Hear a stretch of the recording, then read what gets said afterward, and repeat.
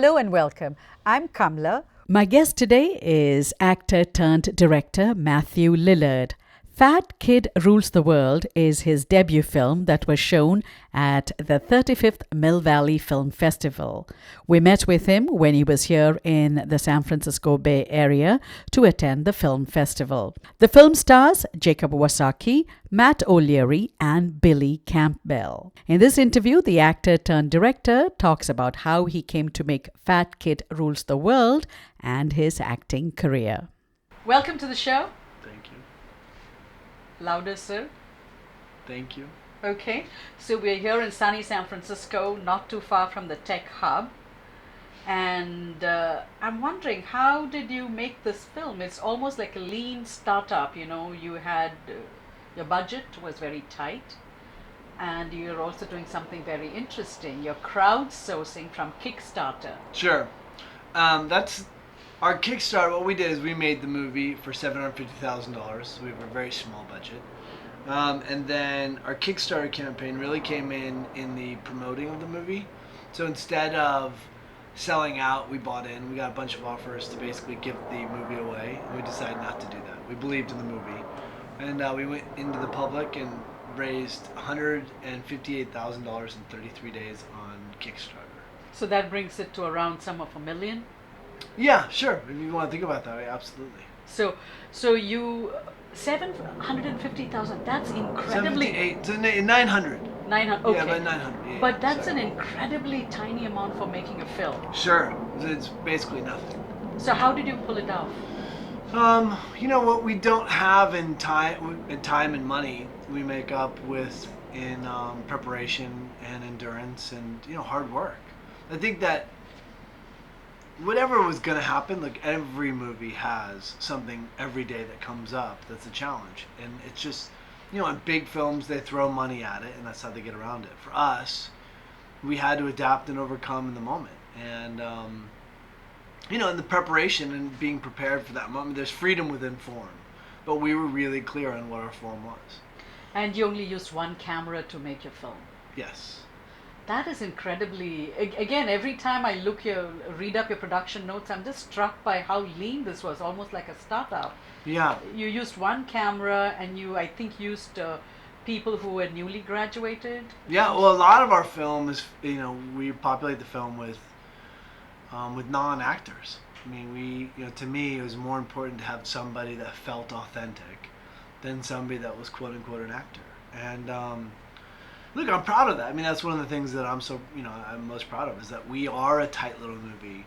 I think that we are the definition of being able to make something really fantastic on little to no. That money doesn't define great story. I mean, if you look at, I always say Drake Doremus, who did Like Crazy last year. I was in his first film. I produced his first film. It was less than $100,000 movie. And, money doesn't define story. And if you can tell a good story, you don't need to have lots of time. So in some ways, tools and distribution channels don't define the story. Would you say that? No, yeah, there's no doubt. I mean, look, I think that in today's, it's the golden era of filmmaking 2.0. I mean, anyone, anywhere can make a movie. I mean, you can get a 5D. I mean, you can make it on your iPhone. I mean, there's no excuse for not telling stories if that's what you want to do. The Blue Angels. It's Fleet Week here in San Francisco.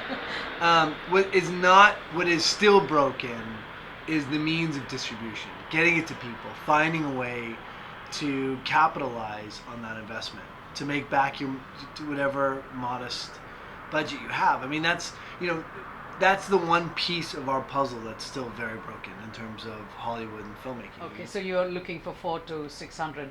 Yeah, $400 to $600. Okay. And then once that happens, whoever sets that up, it becomes the promoter of the event. They make a percentage of the box office back, and it will screen that one time and one time only.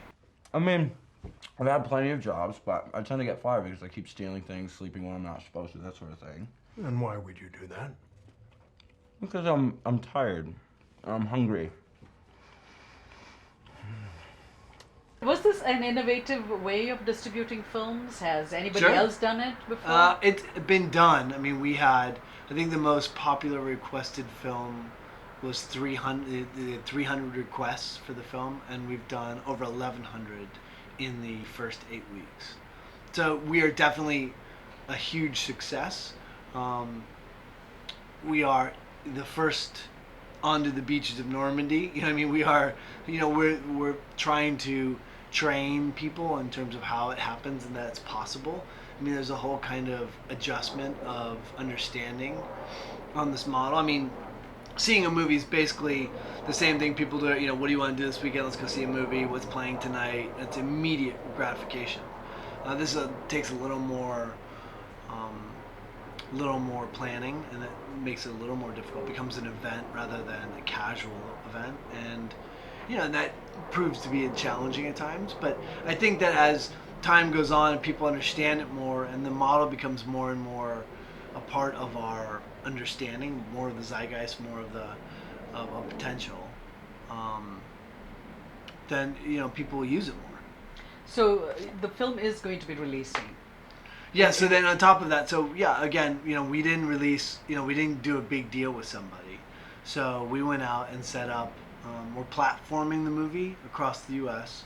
So right now we have 30. What does it mean, platforming? So platform means that you'll pick a city and you'll run it in one theater, and then you'll grow it the next week and then the next week. And we're doing that across the U.S. So we have theaters in New York, Los Angeles, Seattle, San Francisco. So you're doing kind of like from the ground up. Sure, absolutely. I mean, we're a little tiny independent film. So even for getting audience, you're going ground up and saying, let's have a groundswell movement. Sure. And then let's push the movie up. That's our goal. Ow. Stop. Talk to me for like a minute. I can't have a kid in here. He's a child. This is a bar. 3 lessons. No. 2 lessons. I will give Matt back his Dan Litro. 1 lesson, and you show up to the gig on time. 9. Not 9:15, not 9-ish. 9. We're trying to be something that people find. I mean, look, I think that if you don't have access to millions of dollars, you have no other choice. I mean, you have to kind of build a machine. I mean, you have to kind of hope that people talk about it.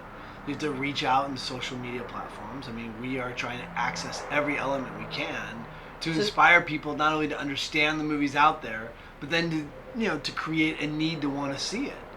I mean, it's one thing to be able, if you put it on a Facebook page, Fat Kid Rules the World's on the side of your Facebook page, that doesn't necessarily generate anyone to go out and buy a ticket. But you have to stay engaged. It's stay engaged and let them know that it's there, educate them, and then hopefully at some point they want to see it. And that's, and then soon enough we'll do a VOD iTunes release. And then in January we'll do a traditional DVD release. So as we go through, very early on we've created really innovative ways, we believe, of getting the movie out there. And as we go through, we're coming more and more around to a traditional release of ancillaries. I want to go off at a tangent here because you used unconventional and innovative ways of distributing the movie and also making the movie. And I'm thinking of your younger sister who was the publicist for Blair Witch Project. Mm-hmm. And in an interview you mentioned that that was one of the movies that you enjoyed watching, mm-hmm. and you were blown away like the rest of the audience because your sister didn't tell you what the movie was about. Sure. And that was an unconventional movie. Sure. How much of that movie may have influenced you? In the way it was made. Yeah, I mean, look, that was...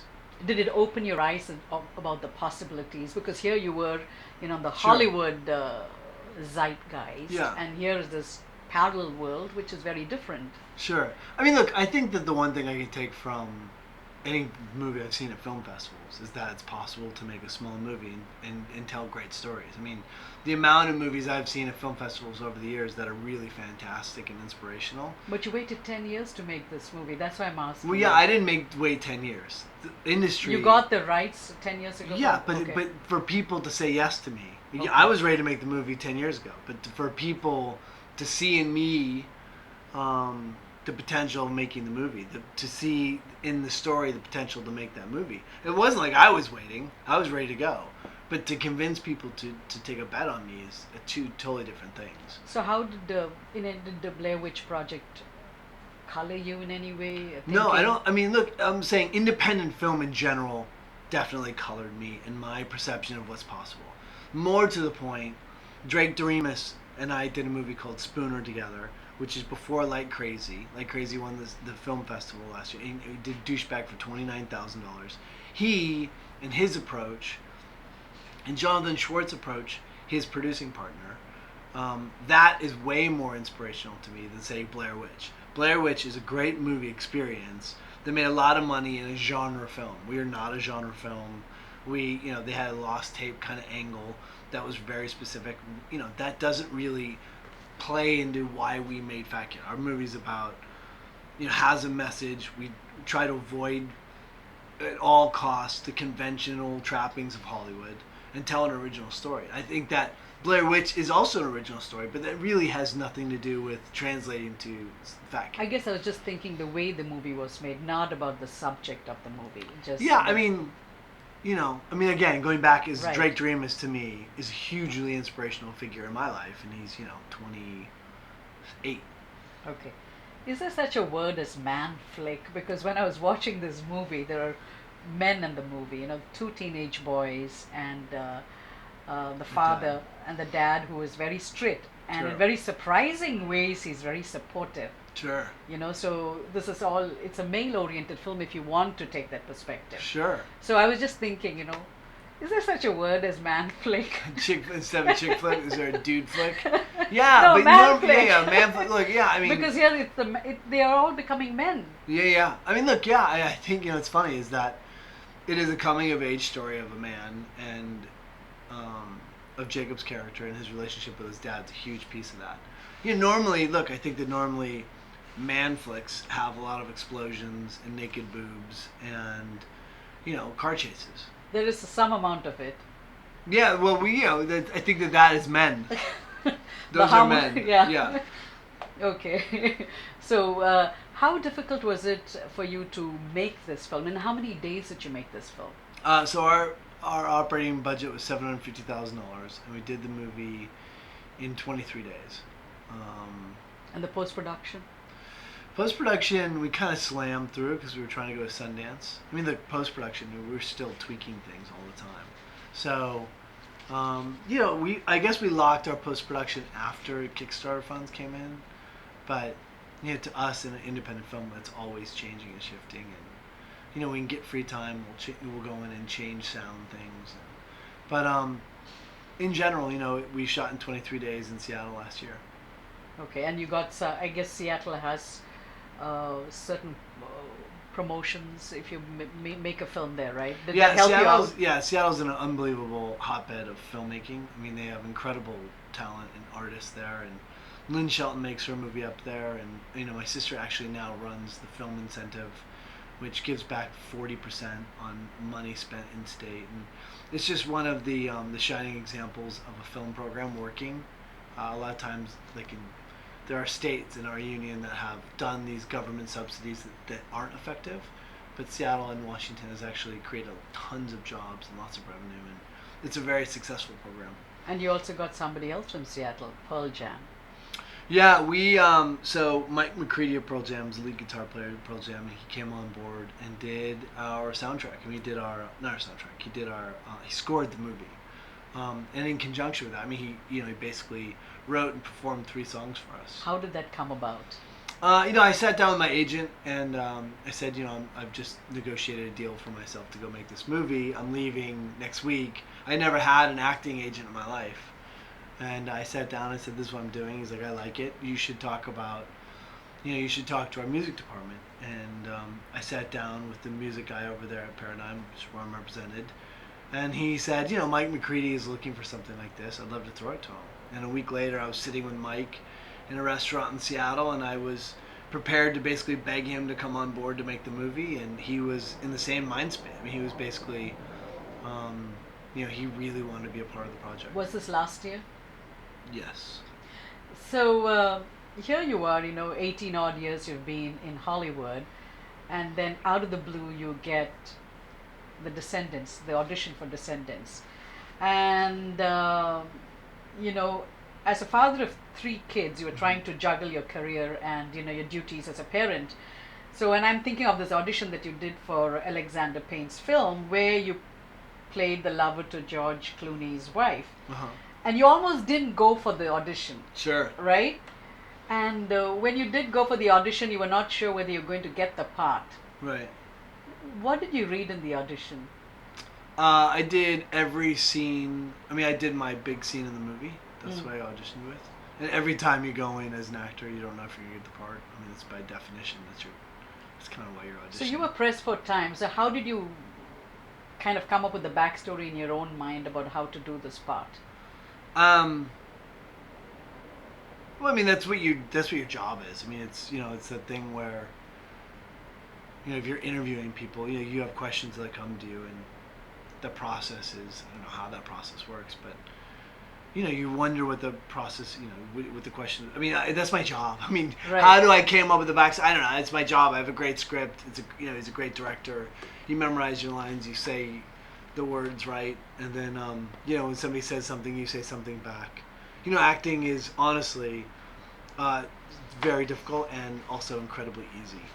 So I guess the reason I asked about the Descendants is because here you are making the film, and Descendants put you on the radar of people's screen all over again, because many of us may have recognized you as the voice of, in Scooby Doo films. Sure, right. But the Descendants put you back, and then the latest Clint Eastwood film put you back on the radar, and a lot of people probably recognize you now, right? Sure, I don't Because know. you- That doesn't really. Did I mean, that help whether you? I'm working or not, I mean, I've done, at this point in my life, I've done a lot. So, I mean, look, recognition and being famous or being on people's radars, it's, Now I'm wondering if that helped you in making the film. no, No? not really. I mean, the 10 years ago I was way more famous than I ever have been. Because of Scream? Well, just because whatever. I was working a lot. I mean, Without a Paddle, Scooby Doo 1 and 2, those are all big movies. I was the lead in those movies. I was really successful at that time. I tried to get the movie made. It did nothing. So it's, my career as an actor doesn't, it helps in interviews. It helps get reviews. It helps get attention. It helps us get to film festivals. There's no doubt it's made a difference in terms of opening up opportunities for the film. But that's not why somebody gave us $750,000 to make the movie, because I was a quote-unquote actor. Do you know what I mean? Yes. Like, that's a totally different kind of muscle. In fact, I think it hurt in a lot of ways, is that if people see Scooby Doo or any of the terrible movies I've ever been in, they kind of they assume that they know who I am as a man or as an actor and as an artist, and nothing could be further from the truth. What I've done in my life as an actor is I made money and I fed my kids and I've lived, and I'm a gun for hire. And if I'm in a bad movie, I'm as good as I can be in the worst movie, the bad movie you're watching. But it doesn't speak to me as an artist. And directing a movie, all of a sudden I think people can see clear into the man I am. Do you think you'll ever go back to making a Scooby Doo film? Never. No? No. You're done with it? Yeah, I'm 42 years old and I can't walk like that. And how did Trouble with the Curve come, the Clint Eastwood film? Auditioned. Auditioned again? Uh-huh. Okay. And you're an actor, Uh-huh. teacher, and a director. How did you become a teacher? I was acting in a movie up in... I think that's part of me. I was in Vancouver doing a movie, and I went and spoke to a group of kids at a place called the Vancouver Film School, which is an amazing program in Vancouver, British Columbia. And after I spoke to them, the guy that runs that school, his name is Bill Merchant, he came up to me and asked me to be on the advisory board. But even, if you're a teacher, it is in your DNA. It's who you are. It's the person you are. My first movie was a movie called Serial Mom, and I went off to do the movie, and I came back at the end of the process, and I went to my alma mater, the place I was in school when I left to go do the movie, and I came back and I said, let me go and teach. And so, look, it's who you are. It's either you like teaching or you don't, and it's either in you or it's not, and it's very much a part of my life. What do you like about teaching? I like affecting change in people. I like being able to take a kid and fill them with confidence. And I'm a good teacher because I think that I have a clear sense of what I believe, and I have conviction, and I'm able to convey those thoughts into other kids and inspire them to give performances that I don't think that they always understand lives in them. Who did that for you? Well, I mean, my whole life. I mean, my first mentor was Gary Krinke at Fullerton College, Alan in New York, Alan Langdon as a teacher in New York. I mean, all through my life, I have teachers that I have But found believed inspiration in you. from. Yeah, sure. And also, like, challenge me to be better. And that's my thing. I like to challenge people to, rise up in themselves and be the best they can be. And, and I like to talk about longevity and how hard it is. And I think that, look, I'm a guy that's done 50 movies, but I still struggle all the time. And I like saying that to a bunch of kids and letting them know that it's hard and that the journey's difficult and that, everyone, we look at these tabloid magazines and, we build people up and we have this belief that being an actor is glamorous and that it's about walking the carpet and wearing diamonds, and maybe that's the case for 1% of the year, but the reality is, you have to get up and figure out your job, and Tom Cruise wants a lot of stuff to happen still, and even the highest of the high are looking for something better and they're looking for something more, and it's a difficult grind, it's a hard struggle, even in success. You're that much closer to rejection and failure, and nobody talks about that, and I like being the guy that says it's not easy. So how do you tell the kids to endure the journey? Because you say it's a long journey. Sure, yeah. It doesn't become about reviews. It doesn't become about a job. There is no be all end all. There is no job to be the thing that defines you. It's about a lifetime.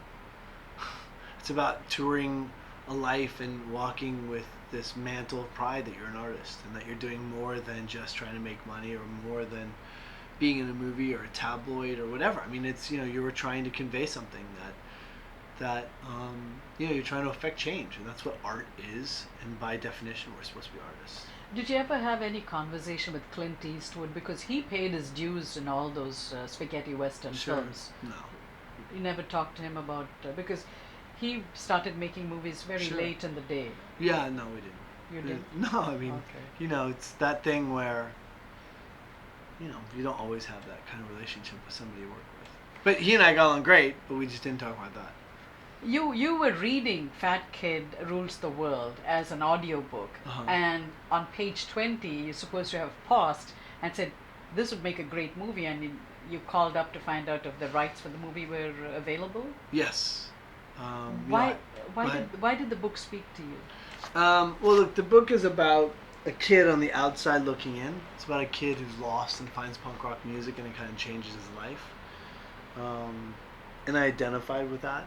I know that, I see that in myself. And, I felt like an outsider in my life and in high school, and so I just wanted to tell that story. And acting helped you.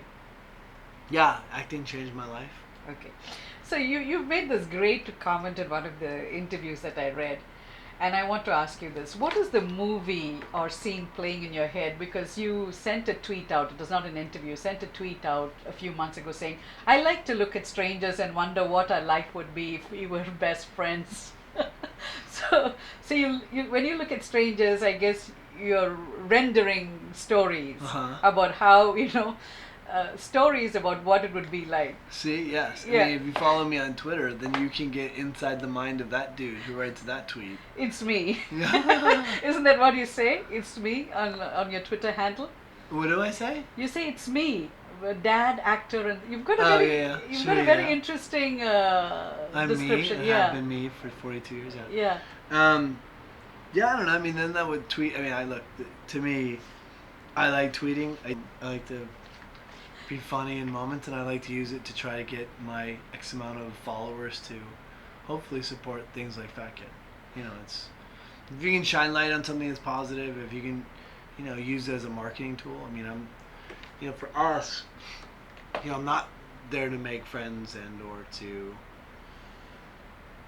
be, So- be some kind of someone cooler than I am. It's a piece of a tool in which we try to sell the things we're doing. Are you going to be making another film, directing another film? I don't know. We'll see. Okay, and God only knows. what is in store for you? Do you have any movies coming out? couple things. I did Nim's Island 2, which is coming out. And, just did an episode of Criminal Minds. I'm doing stuff. What makes you happy? Playing soccer with my kids. You have 3 kids. I have so many kids. And, but things like that. Like, I'm assistant coach to a soccer team that I get crazy amount of joy out of. I like picking my kids up when they don't expect me to. I like hanging out with my friends and playing games, meaning celebrity. I like doing things like that. I'm the most normal dude in the world. I have a weird job. I have a job that's awesome. I got to go to the Academy Awards last year, and How was that? awesome. It was great. Was that your I chose first? to- I've been once before. It was the first time I was involved in something that was there. And look, there's elements of your life that makes my life cool, but the reality is that my life is defined by my wife and my mom and my dad and my sister and my mother. You're a family guy. Yes, I'm a humanity guy. Thank you so much. Thank you. You're Thank welcome. you.